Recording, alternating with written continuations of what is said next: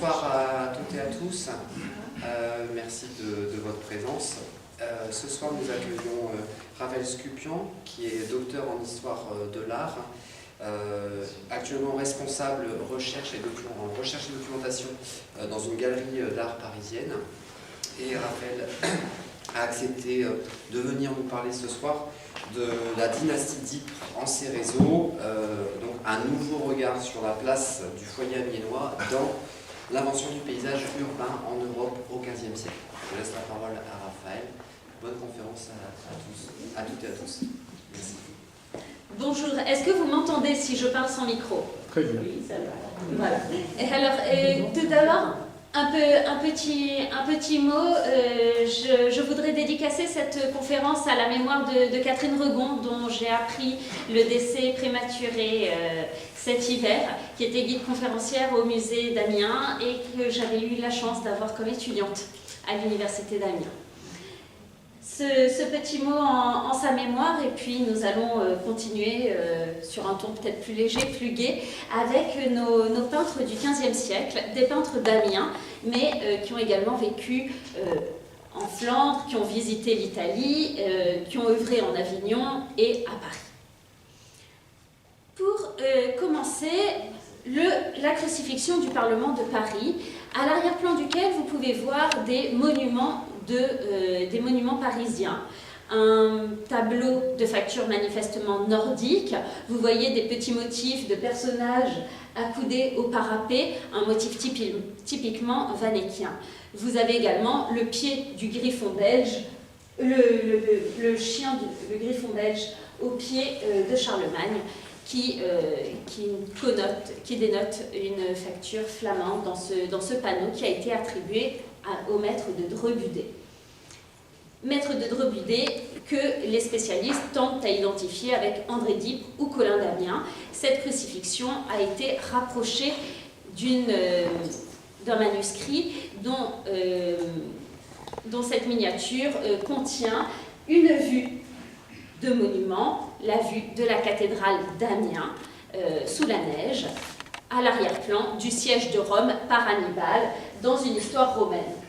Alors cette miniature-là, elle est attribuée au maître de Poétivy, peut-être Colin d'Amiens.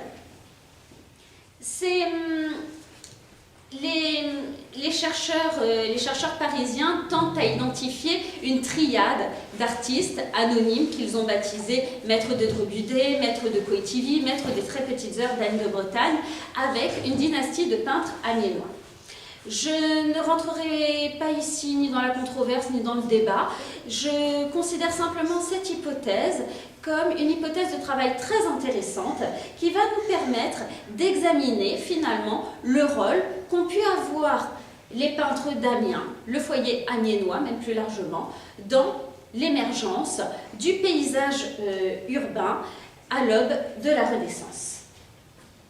Alors, cette dynastie d'Ypres a fait l'objet de recherches, une recherche inaugurale présentée par Henri Martin en 1916. Et aujourd'hui, on s'intéressera donc à toutes les mentions d'archives et à l'avancée de la recherche depuis un siècle pour essayer de reconstituer leur parcours, un siècle d'histoire de l'art à travers toute l'Europe. Cette dynastie, j'espère pouvoir vous convaincre qu'elle constitue une forme de maillon, et un maillon dans une chaîne qui lie la représentation d'un paysage réaliste, tel qu'on en voit à l'arrière-plan de certains retables, comme le Parlement de Paris, et la production de documents utilitaires que l'on pourrait qualifier de cartographiques si on n'avait pas peur d'un mot anachronique. Ce genre de documents figurés qui servent de preuve dans les procès. Ici, le tableau généalogique réalisé par Henri Martin en 1916. Et nous commençons d'emblée avec Jacques d'Ypres, dit Copin le peintre. Alors, quel lien de parenté existe-t-il entre Jacques d'Ypres et André d'Ypres? Ça, on ne le sait pas vraiment, on ne sait même pas vraiment s'il en existe, mais force est de constater que les peintres sont quand même assez liés. Jacques d'Ypres, peintre et enlumineur, est appelé Copin le peintre dans les archives d'Amiens, où il est attesté entre 1386 et 1419. C'est un peintre polyvalent, ce qui est très utile pour la ville, qui l'emploie très régulièrement pour des décors urbains et dont la complexité, certains décors nécessitent d'écrire des inscriptions. La complexité de ces décors atteste donc sa culture, du moins sa capacité à écrire. Il est également l'auteur d'un décor monumental pour la Malmaison en 1387. Mais ce que l'on aime dans les mentions d'archives, ce sont des mentions d'archives parfois très anecdotiques. Par exemple, en 1408, on apprend qu'il est voisin de Copin le Voirier, donc un autre artisan verrier. Et les relations sont parfois délicates entre voisins, dès le début du XVe siècle, puisque on le découvre dans les archives, contraint de demander à l'échevinage une remise d'amende pour sa femme qui avait injurié le voisin.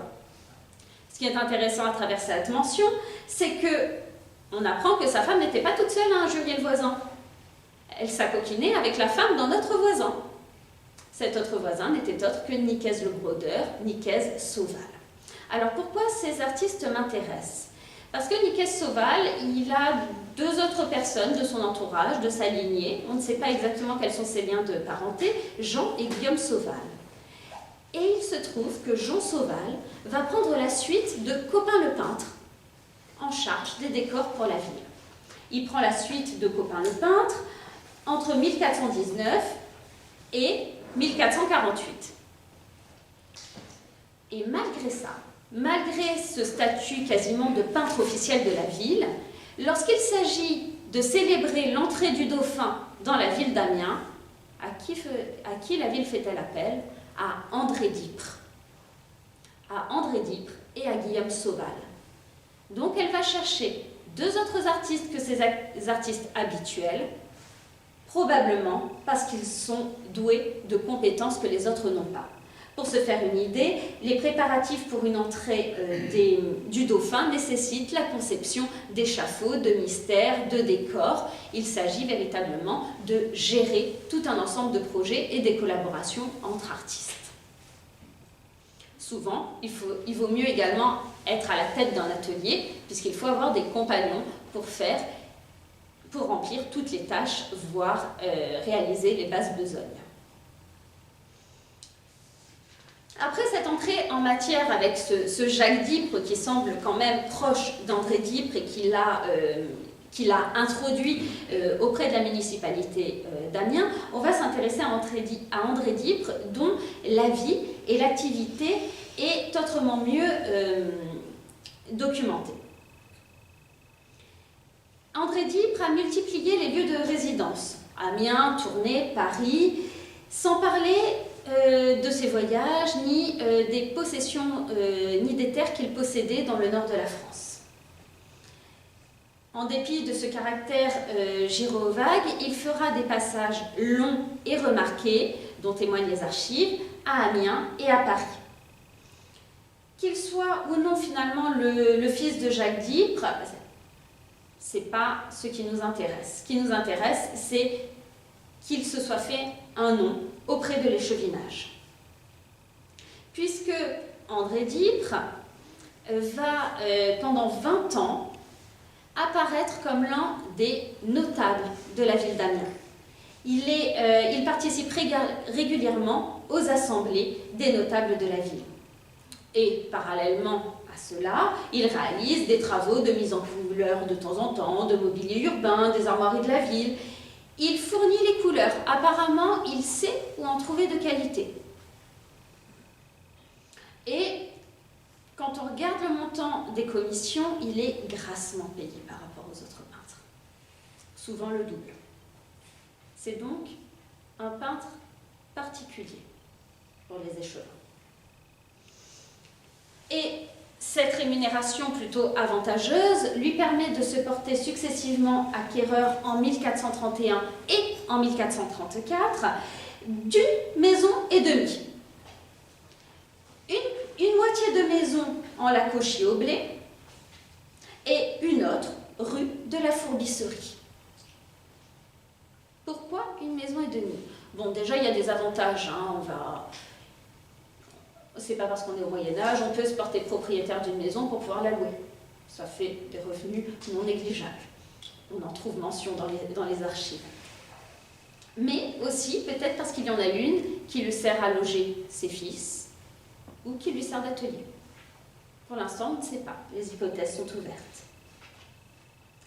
Mais néanmoins, en 1443, on est sûr qu'il a un atelier. Il est à la tête d'un atelier, puisque lorsqu'il organise l'entrée pour le dauphin, il a des compagnons avec lui qui vont l'aider à l'entrée du futur Louis XI.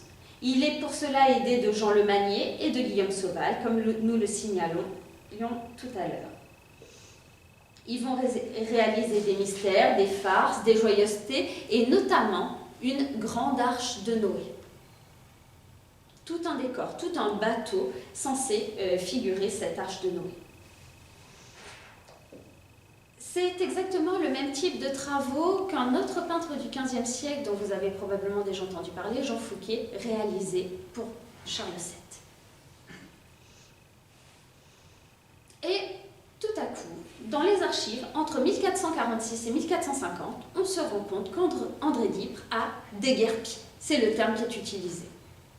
Puisqu'en 1450, on s'intéresse tout à coup à la maison de la rue de la Fourbisserie qui reste pendante. Personne ne sait où est passé André d'Ypres.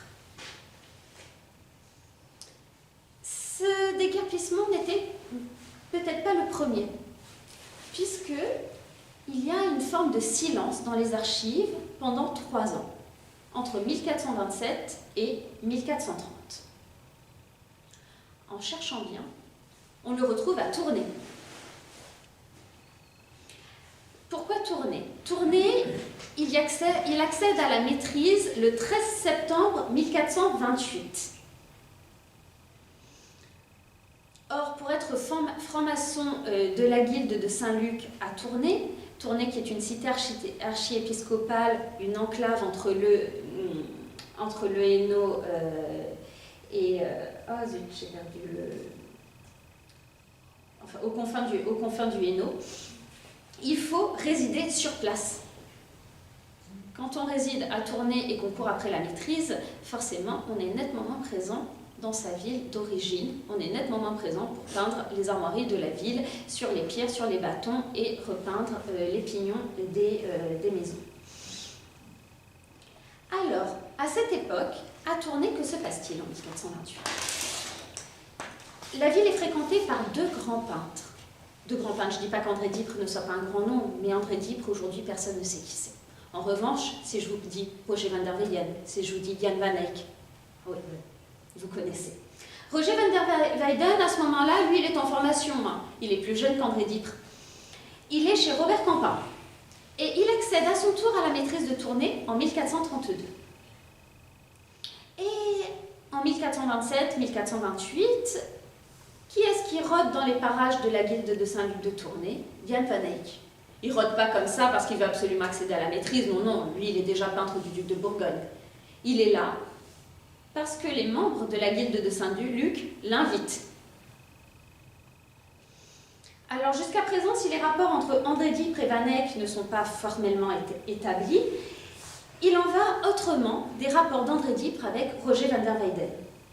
Les 2 hommes s'étaient rendus au Pardon de Rome, se rendront au Pardon de Rome en 1450 pour le jubilé. Et c'est sur le chemin du retour des Pardons de Rome qu'André d'Ypres décède à Mons. Roger van der Weyden, lui, regagne Bruxelles. Donc, on a éclairci le point du silence dans les archives entre 1427 et 1430. Reste à savoir ce que André d'Ypres fait entre la dernière mention dans les archives d'Amiens en 1446 et son décès en 1450. Alors là, il faut redescendre un petit peu plus au sud. Il est à Paris. Mais ça, on ne le sait pas par des archives datées entre 1446 et 1450. On le sait grâce à un acte de 1479. On doit remercier sa veuve. Parce que sa veuve, Jeanne Philippe, fait faire un acte notarié au sujet de possession de terres qu'ils possèdent dans le Beauvaisis. Ils ont, manifestement, c'est une famille assez fortunée, ils ont des terres, des maisons, des jardins, des dépendances. C'est un couple qui a 2 enfants, Nicolas Damien, qui exerce le même métier que son père, historieur et enlumineur, et on apprend à cette occasion qu'il a repris la maison de papa à Paris, rue Quincampoix. Et ils ont une fille, Gilles Libre, qui elle est mariée avec un commerçant de Compiègne, qui confirme là encore les liens très forts que cette dynastie continue d'entretenir avec le Nord, malgré des résidences extérieures. Et il est d'ailleurs question dans cet acte de la belle propriété de ce fils, de cette fille et de cette maison, rue Quincampoix. Vous voyez ici la transcription de l'acte par Henri Martin en 1916 et l'arbre généalogique un petit peu revu actuellement. On en arrive au 3e représentant de notre dynastie, sur lequel je vais m'attarder un petit peu plus longuement. Colin Damien. Alors lui, aucune œuvre ne lui est attribuable avec certitude. Ce qui explique peut-être pourquoi son nom est tombé dans l'oubli. Enfin, tombé dans l'oubli aujourd'hui. Puisque au milieu du XVIe siècle, c'est l'un des peintres les plus en vue de la Renaissance. En tout cas, du moins dans l'entourage du roi, où l'on chante ses louanges. J'en veux pour preuve les 2 ouvrages que je vous présente ici. Le premier, écrit par Jean Pellerin, dit le Viator, secrétaire de Louis XII. Il s'agit du premier traité de perspective publié en Europe. Je dis pas rédigé, hein. Vous savez tous que c'est Alberti qui a été rédigé qui rédige le premier traité de perspective en 1451, mais il faut attendre le XVIe siècle pour qu'il soit publié. Jean Pellerin lui vole la vedette d'une certaine manière avec ce traité de perspective imprimé au début du XVIe siècle, 1508, pour la première édition. À l'intérieur, des vues d'architecture, des vues de ville, des vues du Parlement de Paris, j'en passe et des meilleurs. Et en tête de la 3e édition, voilà que Jean Pellerin augmente l'image, le titre, le nom, par un éloge. Un éloge de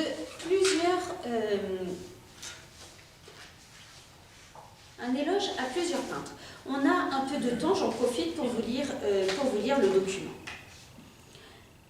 Ô bons amis trépassés et vivants, grands esprits zeusiens, apéliens, décorant France, Allemagne et Italie, Gesselin, Paul, Martin de Pavie, Barthélemy, Fouquet, Poyet, Copin, André Montaigne et Damien Collin, le Pélusin, Hans Friss et Léonard, Hugues, Lucas, Luc, Albert Ebenard, Jean Joly, Hans Grune, Gabriel Vuestel, Urbain, Lange Michael, Simon Dumont.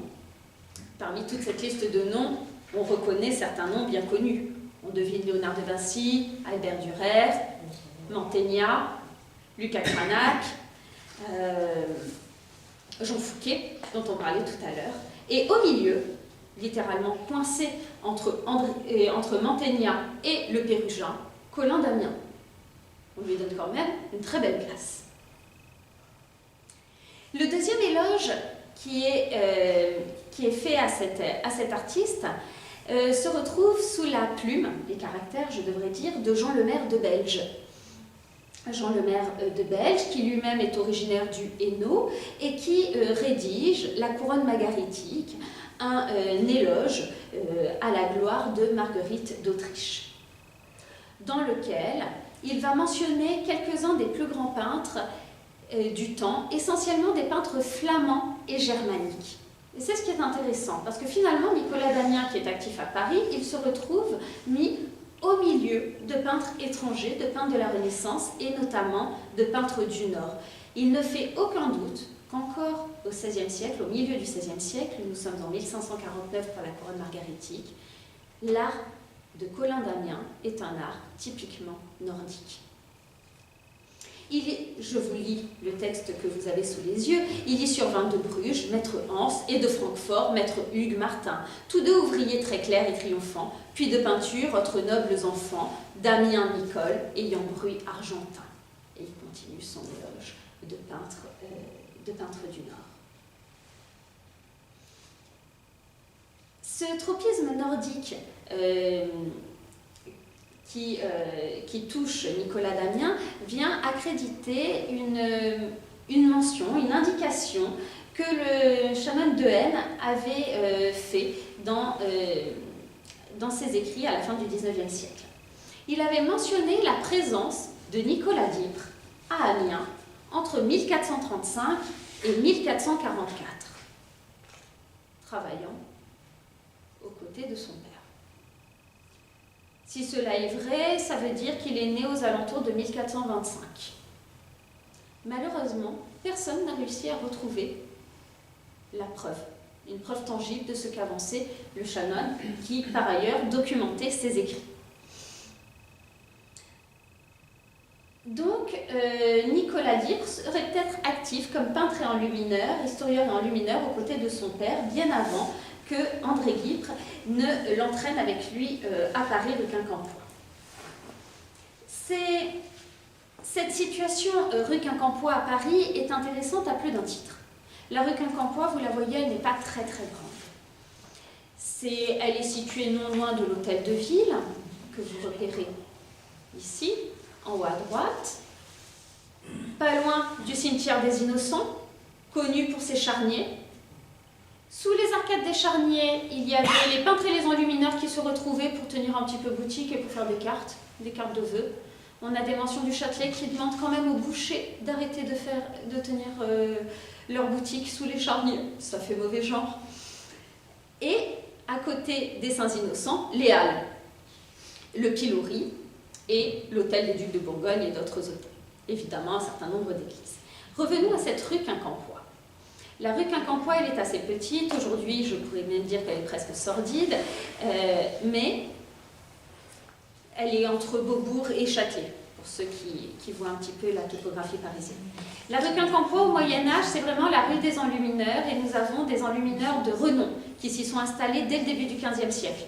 Des enlumineurs d'origine nordique également. Jean Asselin de Haguenau, des noms qui sont tombés dans l'oubli, qui sont encore connus, sauvés dans les contes du roi. Jean Asselin et Asselin de Haguenau sont tous deux des peintres polyvalents, des enlumineurs, mais parfois ils peuvent être employés pour peindre en verre la cage à oiseaux de la reine, par exemple. C'est un travail que l'on ne juge pas très glorifiant aujourd'hui, mais là encore, ce sont quand même des travaux qui assurent manifestement la fortune des artistes et leur prospérité, puisque ces artistes habitent des grandes maisons, des maisons avec cours et jardins en ville. Ils peuvent y tenir leur atelier et ils s'assurent surtout des commandes auprès de commanditaires très fortunés.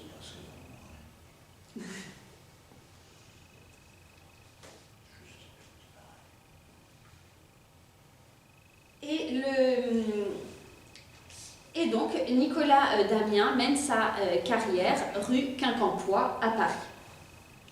Il a 9 enfants, père d'une grande famille. On sait qu'il a 2 filles avant 1468, et ensuite, les autres, 7 enfants, entre 1468 et 1483. 4 garçons et 3 filles. Je vous le dis tout de suite, parmi les 4 garçons, il y en a 3 qui embrasseront la même carrière que papa. Mais reprenons maintenant le fil de la carrière de Nicolas Damien, maintenant que l'on en sait un peu plus sur le personnage. Sans surprise, véritablement, il marche dans les pas de son père. En 1461, il va s'occuper des funérailles de Charles VII. Il s'en occupe avec Jacob de Littmont, Pierre de Haine, avec lesquels il va réaliser des écussons, des tentures noires et fleurs de lysée, des bannières, des étendards. Le même type de décor que celle que vous trouvez reproduite dans ce manuscrit des Vigiles de Charles VII, composé bien après la mort du roi. Nicolas Damien s'occupe également de l'empreinte du visage du mort, le masque mortuaire. Et c'est à cette occasion-là qu'on entend parler de Jean Fouquet. Nicolas Damien et Jean Fouquet se connaissaient.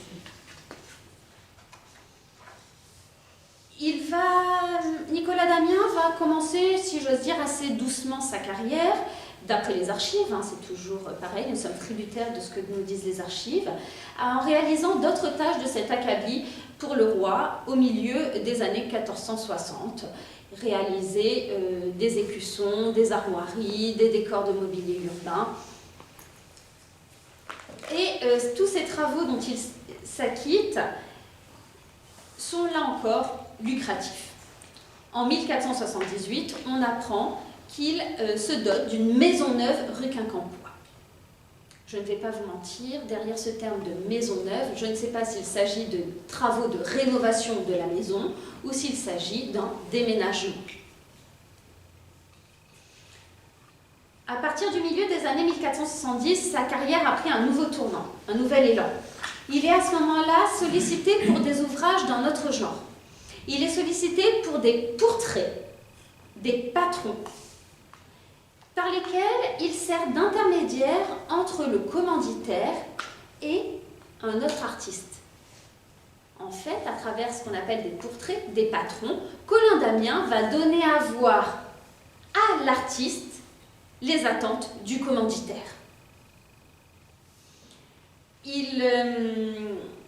C'est une pratique que l'on connaît, qui est notamment attestée sur les chantiers monumentaux, où parfois les marguilliers font appel à un architecte et à un peintre. Le peintre va réaliser un patron peint joli sur parchemin pour montrer à tout le monde à quoi va servir l'argent pour réaliser les travaux du chantier. On a le cas avec un enlumineur parisien qui est employé pour ce genre de tâches sur le Dôme de Milan. Donc vous voyez, nos peintres du Moyen-Âge ont quand même l'habitude de voyager. Mais revenons à Paris avec Colin Damien et cette pratique des portraits, des projets. Concrètement, à quoi ça ressemble? En 1474, c'est l'hôpital Saint-Jacques qui fait appel à lui pour réaliser le projet d'un joyau peint. Colin Damien va réaliser tout un projet peint sur toile pour l'orfèvre. Donc, le commanditaire lui dit exactement à quoi doit ressembler le joyau qui va être mené en procession dans toute la ville. Donc en plus, à chaque fois, ces travaux jouissent d'une certaine publicité. Et lui va le mettre en couleur pour que l'orfèvre ne puisse pas se tromper. L'orfèvre, aussi doué soit-il, n'est pas forcément illettré, ne sait pas forcément lire. Donc là encore, cette pratique du dessin, ce rapport à l'écriture, cette intimité, cette proximité avec les différents commanditaires, hausse Colin Damien dans la hiérarchie de la société. C'est un homme cultivé. En 1482, ce n'est plus un projet d'orfèvrerie, de joyaux pour une procession urbaine. On lui demande cette fois-ci de réaliser le projet pour le tombeau de Louis XI. Ce n'est pas rien. Et ce n'est d'autant moins rien qu'il ne s'agit pas du premier projet. 10 ans auparavant, un peu moins, le roi avait déjà fait appel à d'autres artistes. Des artistes dont vous avez Jean Fouquet, je vous en parle assez depuis tout à l'heure, et Michel Colomb, réputé le dernier imagier du Moyen-Âge. Ce projet est manifestement avorté. En 1480, le conseiller du roi, Jean Bourré, seigneur du Plessis-Bourré, s'adresse directement à Colin Damien. Le ton de la lettre, dont vous avez la transcription sous les yeux, montre une certaine intimité entre le conseiller du roi et le peintre. Pourtant, Colin Damien n'est pas le peintre du roi. Colin Damien, ça reste un peintre indépendant. Il travaille pour des confréries, pour la ville, pour des commanditaires particuliers, pour le roi. Il est libre. Et là, le conseiller du roi s'adresse à lui en ces termes. « Maître Colin Damien, il faut que vous fassiez la pourtraiture du roi notre sire, c'est à savoir qu'il soit à genoux sur un carreau, comme ici dessous, et son chien côté lui, son chapeau entre les mains jointes, son épée à son côté, son cornet pendant à ses épaules par derrière, montrant les deux bouts. Outre plus, faut des brodequins, non point des sousseaux, le plus honnête que faire se pourra. Habillé comme un chasseur, à tout le plus beau visage que vous pourrez faire, et jeune et plein, le nez longué et un petit haut, comme savez, et ne le faites point chauve. Il ajoute, il fait un croquis, ce n'est pas les qualités artistiques de Colin Damien que je suis en train de vous montrer, ce sont les tentatives artistiques de ce conseiller du roi. Et pour être bien sûr que le peintre l'entende, donc déjà le peintre on est sûr qu'il est capable de lire, parce qu'il reçoit la note écrite, il va rajouter le nez aquilon, les cheveux plus longs derrière, le collet plus bas moyennement, l'ordre plus longue et basse, Saint-Michel bien fait, Saint-Michel c'est le pendentif de l'ordre, item le cornet mis en écharpe, l'épée plus court et en façon d'arme, item les pouces tout droit et le chapeau bien renversé. Donc voilà les consignes auxquelles doit répondre Colin Damien. Il semble qu'il se soit très bien acquitté de sa tâche une fois de plus, puisque le monument a été réalisé. C'était la figure du roi, donc on l'a compris, en chasseur, mais beaucoup plus jeune, pas chauve, un peu enjolivé quand même. Donc Colin Damien est capable de représenter la réalité et il est capable de transformer la réalité pour le bon plaisir du roi. Et donc le projet que réalise Colin Damien va être remis par Jean Bourré le 24 janvier 1482 à l'orfèvre Conrad de Cologne et au fondeur et ciseleur Laurent Vrine. Mais lorsque Jean Bourré leur remet le patron peint, il leur demande de le lui rendre. Il y tient à ce patron. Il n'est pas conservé, mais ça laisse quand même présumer de la haute estime que ce conseiller du roi, ou que le roi lui-même, avait de ce patron, qui n'était pas un simple croquis pour les artistes, mais qui était véritablement considéré comme une œuvre d'art.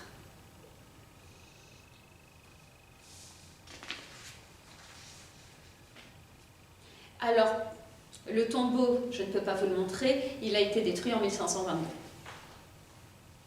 Mais on en conserve des dessins dans les collections de Roger de Guénière.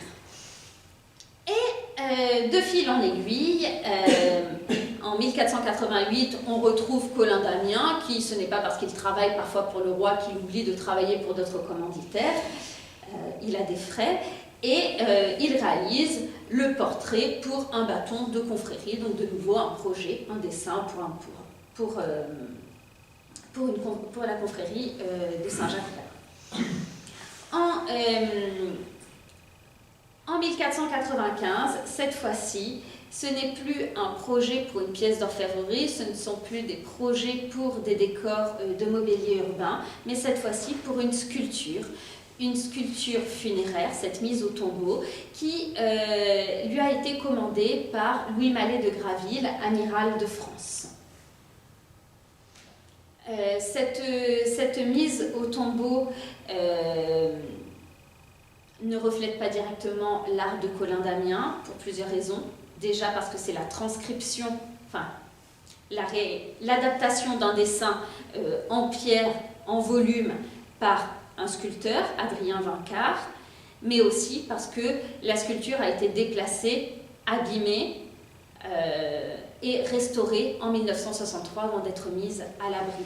Elle a été réalisée pour la collégiale Notre-Dame de Cléry. En 1495, Colin Damien, vous voyez, il se déplace. Alors aujourd'hui, Paris-Malesherbes, en transport, c'est 1h45. Imaginez au Moyen-Âge, quand il n'y avait pas encore les RER et les TER. Et à cette époque, il a un peu plus de 70 ans. Il est vaillant. Il est, d'ailleurs, ce sera le dernier projet connu de sa main. Il meurt peu de temps après. La maison de la rue Quincampoix est léguée en indivision à ses fils.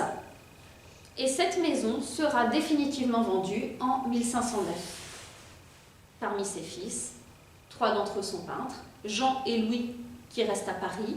Jean est maître juré de la profession en 1504 et Nicolas de d'Ypres, qui lui est à Avignon. Je vous rappelle qu'on est parti d'un peintre d'Amiens. Et avec lui, j'ai envie de dire, c'est la consécration de l'art du paysage, de cette capacité finalement à se mouler, à répondre aux desiderata des commanditaires, aussi variés soient-ils. Les conditions de son arrivée dans la cité des papes ne sont pas connues. Il exécute, une fois n'est pas coutume, des travaux pour la ville et se voit rapidement confier, surprise comme son père et son grand-père avant lui, les décorations pour une entrée tonitruante si j'ose dire, l'entrée du cardinal Giuliano della Rovere que vous connaissez sous le nom de Jules II. Il évolue dans le cercle des peintres les plus en vue d'Avignon et s'installe dans leur voisinage, la paroisse Saint-Agricole. Alors, la paroisse Saint-Agricole à Avignon, c'est le quartier des peintres. Alors, il y a un effet de masse d'attroupement. Entre nous, on peut s'aider, on peut travailler les ateliers, mais il y a aussi un effet d'aubaine, puisque le quartier Saint-Agricole, c'est le quartier où se logent les riches commanditaires. Donc une clientèle fortunée, susceptible d'être à l'origine de commandes importantes.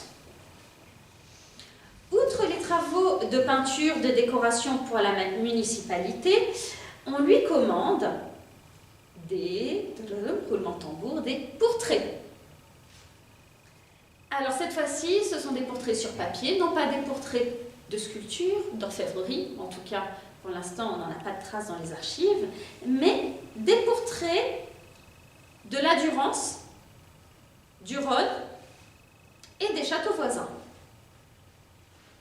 qui, mis bout à bout, vont donner la très belle carte accordée de 1514 que vous avez sous les yeux, qui est aujourd'hui conservée aux archives départementales du Vaucluse. Alors, sur le côté, il y a l'argument du procès, une vue du Rhône, de la Durance et des villes alentour, les châteaux.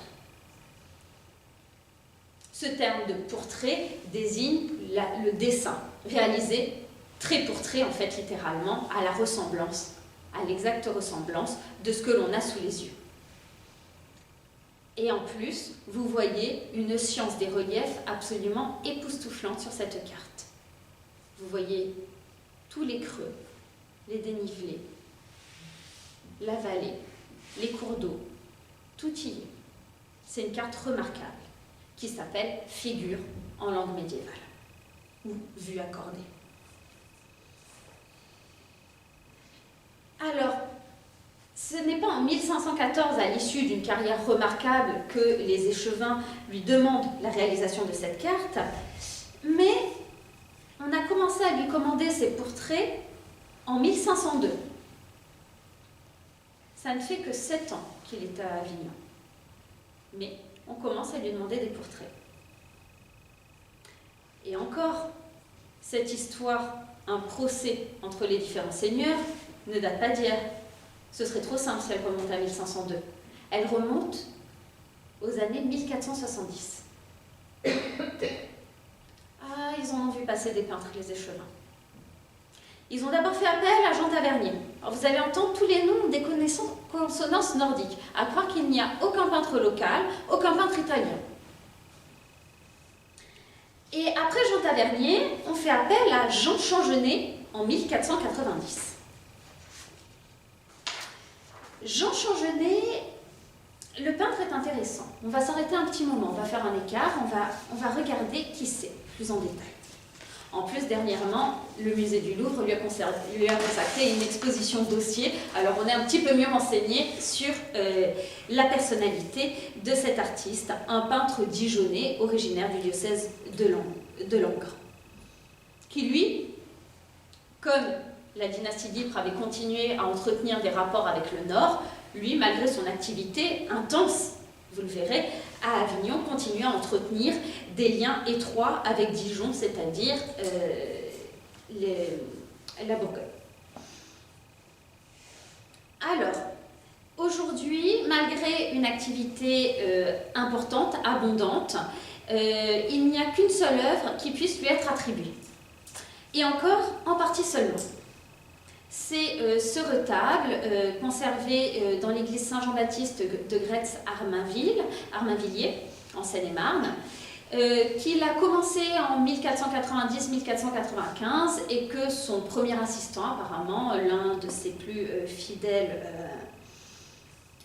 compagnons, a terminé pour lui. En revanche, le personnage de Saint Bénigne que vous voyez au revers du retable de l'Assomption est entièrement de sa main. Ça vous donne une idée de la facture quand même nordique de cet artiste. Mais avant toute chose, pourquoi il nous intéresse? C'est pas pour ce retable en particulier que Jean Changenet m'intéresse aujourd'hui, c'est parce que c'est un éminent paysagiste. Malheureusement, je ne peux pas vous le montrer. Là encore. Je me contente de vous faire part des découvertes dans les archives.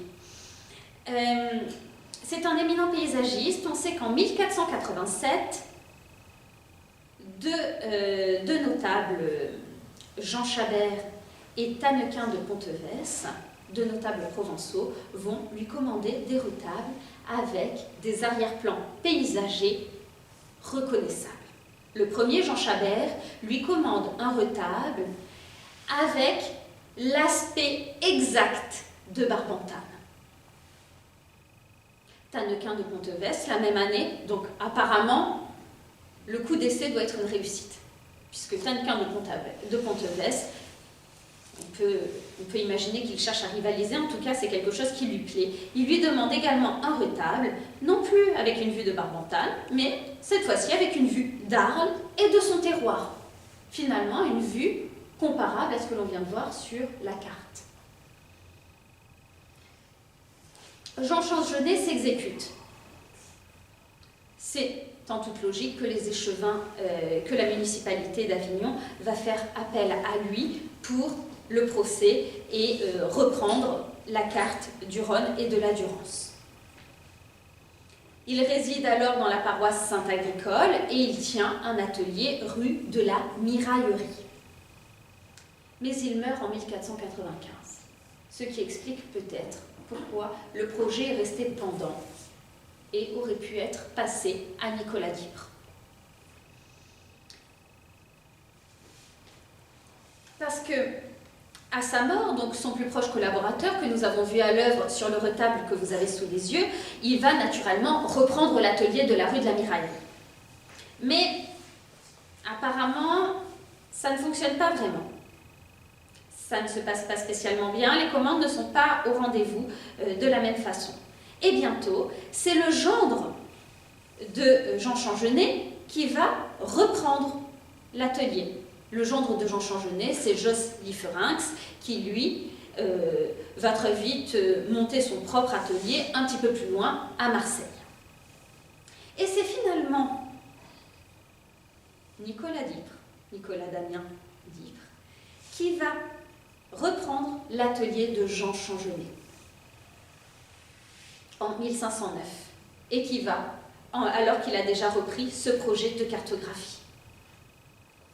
Donc apparemment, il y a quand même des liens très étroits entre les deux artistes.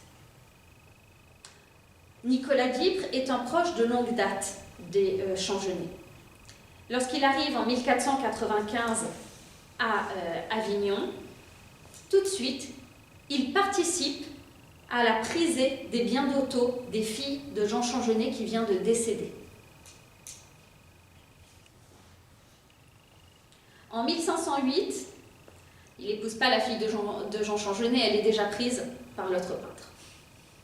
c'est pas grave. Il va épouser la fille du menuisier, avec lequel il collabore et avec lequel collaborait Jean Changenet, puisque pour faire un retable, il faut un peintre, mais il faut aussi un menuisier qui s'occupe du cadre. Il est très riche, soit dit en passant. Mais il épouse la fille. Et lorsqu'il va réaliser des retables, au moins pour 3 d'entre eux, il va évidemment travailler avec son beau-père.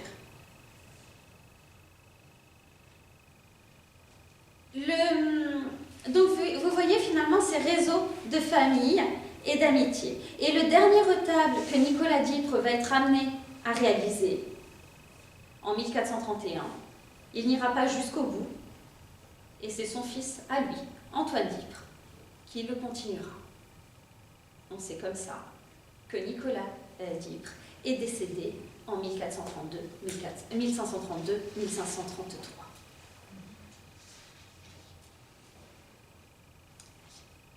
Arrivé donc au terme de cette épopée familiale, que pouvons-nous retenir brièvement? Que nous avons affaire à des peintres de renom au moins à leur époque. Ces peintres, ce sont des peintres polyvalents. Ils sont historieurs, enlumineurs, peintres de mobilier urbain. Ils sont capables de faire des portraits, des projets pour des pièces d'orfèvrerie, des sculptures, des cartes. Ce sont des peintres recherchés par les villes, mais par les grands commanditaires, par les cours, la cour royale. Et alors que André d'Ypres et Colin d'Amiens, eux, étaient historieurs et enlumineurs, Nicolas d'Amiens, lui, à Avignon, n'est pas enlumineur. Pourquoi? Probablement en raison de l'évolution des choses. Il y a une perte de vitesse du manuscrit à la faveur de l'imprimerie. Donc, au début du XVIe siècle, il y a nettement moins d'enlumineurs. En revanche, il est le seul des 3 à être connu comme cartographe, si vous me passez cet anachronisme. Alors, cette compétence en cartographie, il pourrait l'avoir appris de Jean Changenet, même s'ils se sont croisés. Les liens sont ténus, mais vous voyez bien que Jean Changenet meurt en 1495, au moment où Nicolas d'Ypres arrive en Avignon. Ou alors, autre hypothèse, Nicolas d'Ypres pourrait avoir acquis cette compétence par le passé. N'oublions pas que dans les archives d'Avignon, Nicolas d'Ypres est toujours qualifié de Nicolas d'Ypres, dit d'Amiens, et de peintre de Paris. Pour les Provençaux, il n'est pas un peintre local. Il sera toujours un étranger du dehors, comme on dit chez nous. Alors, si on examine cette hypothèse amiénoise, j'ai eu l'occasion il y a quelques années, donc c'est un recensement qui n'est plus tout à fait à jour, à partir de 70 cartes figures du Moyen-Âge, comme celle que vous avez vue, souvent beaucoup plus frustre que celle que vous avez vue, d'essayer d'établir une correspondance entre le lieu d'activité ou l'origine des peintres et les lieux qui sont représentés. Sur cette carte, qu'est-ce que vous voyez? Un gros tas de points à un endroit qui se retrouve ici. À Amiens. Je vous assure qu'à l'époque, je ne cherchais pas Amiens. Ouais. Moi, je m'intéressais à l'activité artistique à Paris. Et pourtant, j'ai eu beau faire tout ce que je voulais pour montrer le rôle de Paris dans l'invention du paysage. À la fin de ma thèse, j'ai dû dire que peut-être qu'il fallait reconsidérer l'hypothèse. Je n'ai pas été la seule, puisque quelqu'un qui travaillait sur la même problématique de cartographie et de paysage, mais en Provence, pour montrer le tropisme italien des paysages et le rôle de l'Italie, a fini sa thèse en disant peut-être qu'il faut regarder plus vers le nord et pourquoi pas vers Amiens. Donc vous voyez, ce sont quand même des hypothèses qu'on est plusieurs à partager. Alors, pourquoi l'hypothèse amiénoise? Donc déjà, il y a quand même un nombre de cartes assez impressionnantes au niveau de la proportion. Et le recensement actuel qui grossit le corpus d'entière reste quand même très marqué par ce tropisme nordique. À Amiens, dès 1399, on trouve un peintre, Pierre Desquesnes, qui fait le portrait de la situation de la ville, d'une maison, toujours pour un procès, un conflit de voisinage, hein, ils sont comme nous les gens du Moyen-Âge. et Pierre Desquesnes travaille avec le maçon Hippolyte. Et on a toute une série de mentions de ce type de cartes et de figures à Amiens dans les archives communales. Donc il y a quand même une tradition locale que l'on ne peut pas ignorer. Il y a ensuite cette tradition, alors il n'y a pas qu'à Amiens, un mot. Donc à Amiens, il y a cette tradition locale, mais qui ressort également dans les textes juridiques, puisque Jean Humbert, qui est avocat au Parlement de Paris, lorsqu'il écrit La Somme rurale, qui est nourrie de la coutume locale, de la coutume du Nord, cite cette possibilité d'avoir recours à la figure, à des dessins, pour arbitrer un procès. Et il faut attendre le milieu du XVIe siècle, quasiment 200 ans plus tard, pour qu'un avocat de Poitiers, un juriste, publie un ouvrage disant « ça suffit, maintenant on a recours à la figure, mais systématiquement à un peintre, parce que ce sont les seuls à être capables de nous donner de bons travaux sur lesquels on peut s'appuyer ». Passée donc cette question de l'émergence des figures dans la coutume locale du Nord dès le milieu du XIVe siècle, on peut interroger le terme de paysage. Qu'est-ce que c'est un paysage à la fin du Moyen-Âge et au début de la Renaissance? Chez les humanistes italiens, un paysage, c'est forcément une représentation illusionniste d'un extérieur ou d'un intérieur ou d'une ville. Et pour eux, c'est un art typiquement flamand, typiquement du Nord. Qui est l'inventeur du paysage selon Vasari? Jan van Eyck, Roger van der Weyden. On en a parlé tout à l'heure, hein. André Dipre, il connaissait les inventeurs du paysage. Il les a côtoyés. Et d'ailleurs, on a pu voir que dans de très rares cas, on avait la mention de l'arrière-plan des retables. Jusqu'à présent, on a tendance à considérer que l'arrière-plan d'un tableau, il est un peu laissé à l'envie, au peintre. On a vu avec le cas de Jean Changenet que non, les commanditaires, ils pouvaient très bien réclamer des vues exactes et des paysages exacts. Et bien, on trouve ce cas-là en Italie, chez les Sforza, lorsqu'ils commandent un retable à Roger van der Weyden. Il lui demande très explicitement de mettre à l'arrière-plan des paysages.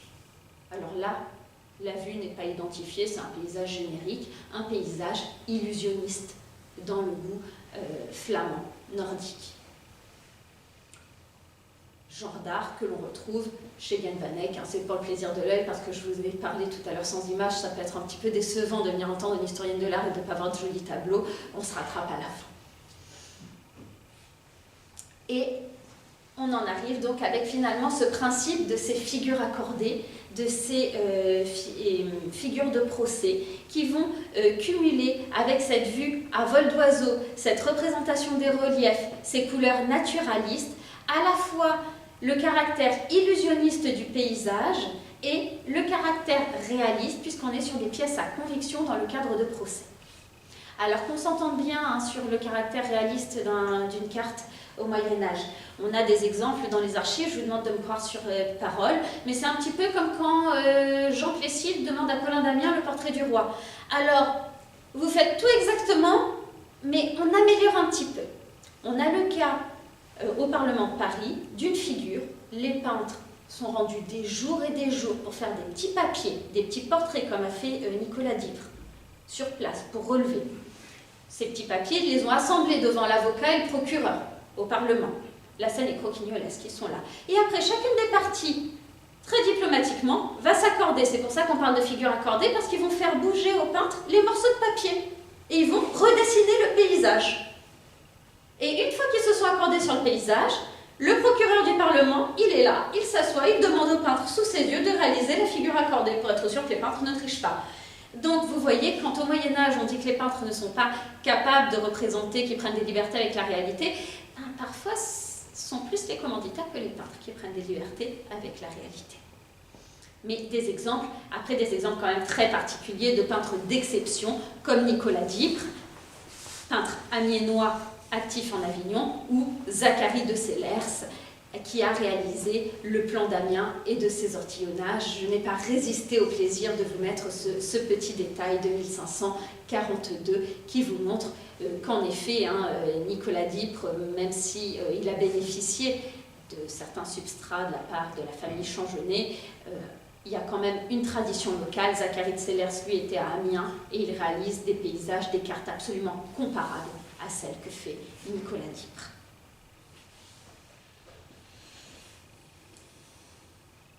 Donc, tout ça pour vous dire que à l'aune des œuvres conservées, la surreprésentation des vues de Paris a peut-être attendu à minimiser la place des villes du Nord, d'Amiens en particulier. La place de ces foyers artistiques. Pourtant, lorsque l'on se plonge dans les archives, dans la documentation de l'époque, on en a une toute autre image. Amiens, c'est une ville qui rayonne par-delà les frontières, en Italie. Vous connaissez probablement cet éloge de la ville d'Amiens et de sa cathédrale par Antoine Astézan au milieu du XVe siècle.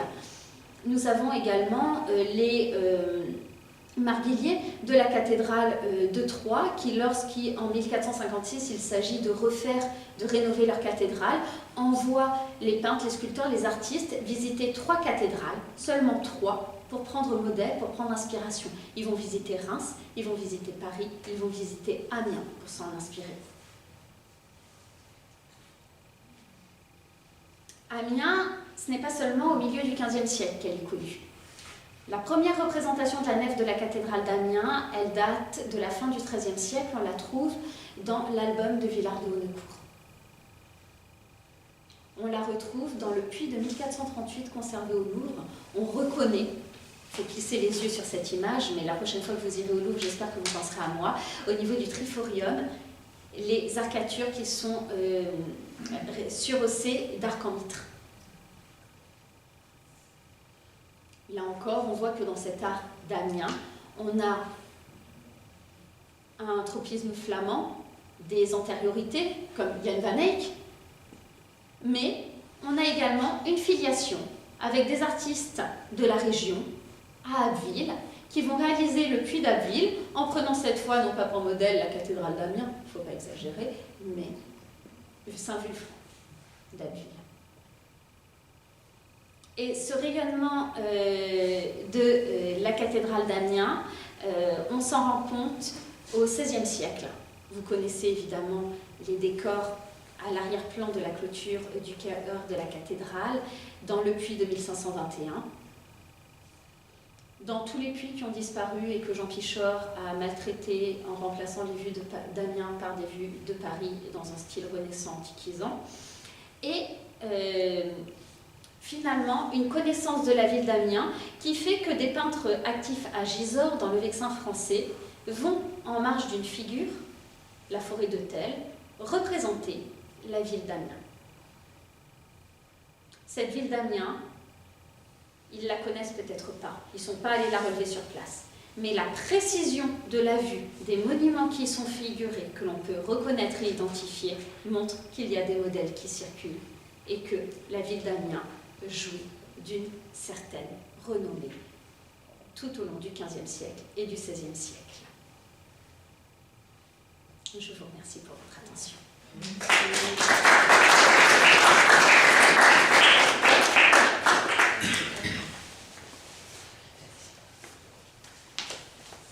Y a-t-il des questions?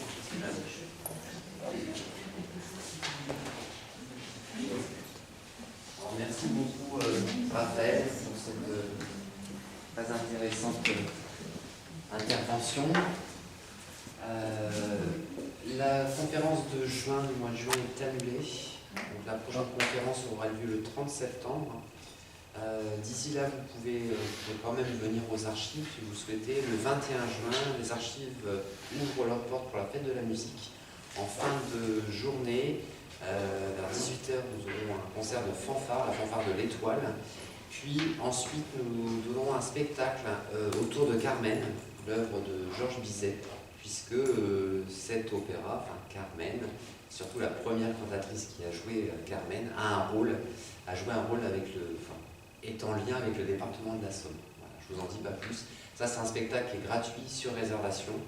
Vous pouvez réserver dès à présent. Et puis sinon, pour le concert dans la cour des archives, là, c'est en accès libre. Voilà, bonne fin de journée à vous. Bon retour.